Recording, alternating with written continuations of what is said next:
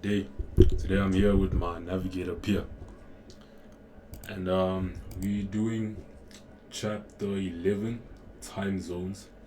So this is what we covered today.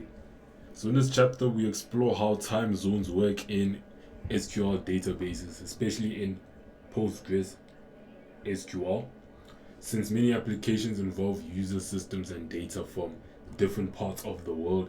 It's always important to handle date and time information accurately across different regions. So what we're gonna cover here basically is just using timestamp with time zone, how Postgres SQL automatically converts time zones, how to work with and convert between different time zones, and I'm just gonna show some examples using time zone aware timestamps. So yeah, let's jump into it. So over here I have um, this select statement where it's extracting components of a timestamp value using this date part function. So basically this date part function is just gonna extract um, basically the either the year, the month. It extracts a different part from the timestamps basically. So as you can see here in this first line, it's extracting the year, and you can see the date and time and all of that, and it sets it as year. Then here we're extracting the month using date part, the day, hour, minute. It goes all the way, to seconds, the week, and all of that stuff. So when I run this statement, you can see here the year with the value for the year. What it did is it used date part to access this part of the timestamp to extract the year itself, and it's here in the table, as well as the month, the day, the hour, and minute. You can see the seconds over here, which is because of this line of code where it accesses the second, which is 12 over here. So just accessing different, it's extracting different parts of the timestamp basically. Does the same here as well. So yeah, and over here you select make date to make a date basically by putting the values of the timestamp in here, 2018 second month 22, and we see it here. Here we can make a time. Running this, it creates a time by extracting or getting the specific time that we created there. Then making a timestamp is making a full timestamp, and we do that by including the time zone within our statement. So we can see here the year, the time, as well as the specific time zone in this specific country, region, so on. Yeah, so this just retrieves the current date and time. So current date meaning current time, and current date and current timestamp is like literally like as in right now. So the current date is the day today, current time today, and so on.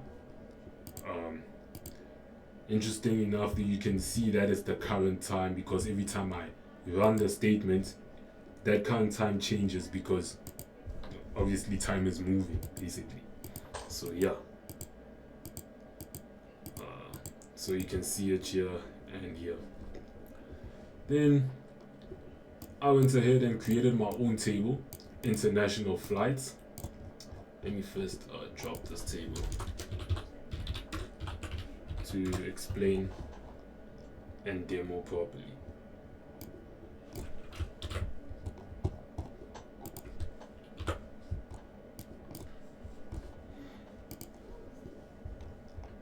So yeah, I once created a table, international flights, the different columns, the flight ID, airline code, airports, destination, airports, departure time, arrival time, flight duration, status, and all of that.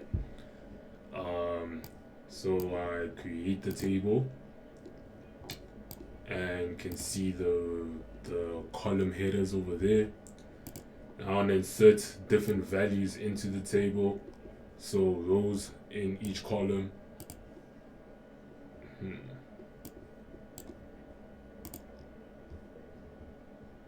see. Syntax error. Again. Okay, there. So I inserted the values. You can see the flight ID, the airline code. Since we're working with time, I'm going to work with like the departure time and the arrival time over here. The flight duration as well, because these are where our times are stored as data. So yeah, that's our table. So here I'm going to convert a time to another time zone. I do that by saying select flight ID, which is this specific column. So I'm selecting the flight ID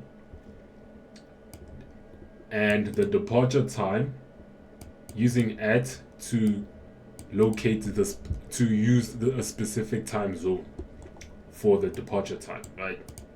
So I say departure time at time zone, which time zone? UTC, which is basically the universal time in the world. So that would be the time zone that we're getting for departure time, and rename that to departure UTC. Then do the same by getting the arrival time of the flight, of our specific flights, and setting the time zone to UTC, and renaming this column, or the data we're getting in the column, we rename that column as our arrival UTC from our table. So run this, I can see the flight ID, departure, and the arrival time, as you can see here. So that's it. And then here I'm gonna show the current time in multiple time zones. Do that by using the now method, now function. Saying the current time as in like now at a specific time zone. So over here I want the current time for this time zone, UTC, right, and rename it to this. I want the current time for this time zone, America, New York. And I also want the current time for Asia and Tokyo, as well as Africa and Johannesburg over here. So when I run that, basically I can see here the UTC now, which is this specific time zone for New York as well, Tokyo, as well as Joburg. So that basically just extracts the different current times as in now for these specific time zones.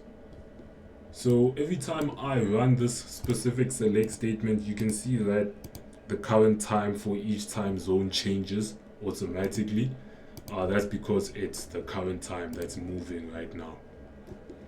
Then here I go ahead to calculate the duration between two time zone aware timestamps. So firstly selecting the flight ID. Then in order to calculate the duration of a specific flight, I'd obviously take let's see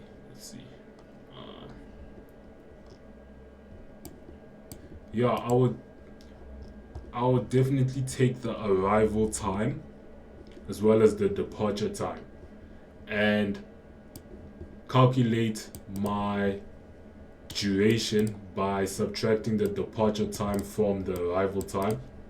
So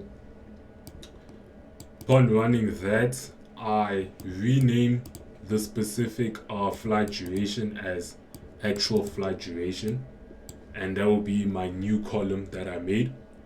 So when I run this, it calculates the duration, the flight duration for each flight, according to the ID over there. Then I go ahead and select the current timestamp. This is just basically showing the current timestamp right now. So the current date, current time, the current seconds, the current time zone that we are in. So yeah, that's what that does. Then here I'm extracting the hour of the departure, right? So let's run this table again. So we have a departure time and an arrival time. So what my goal is here is to extract the specific hour of departure. So basically the local time of the specific airport. So I do that by selecting the flight ID, and I use datepot function to extract the hour from the timestamp for the specific departure time, and rename that to dep hour using the alias. And when I run that, you can see the departure hour for the specific flight. So here it's 1, 4, 21, and so on.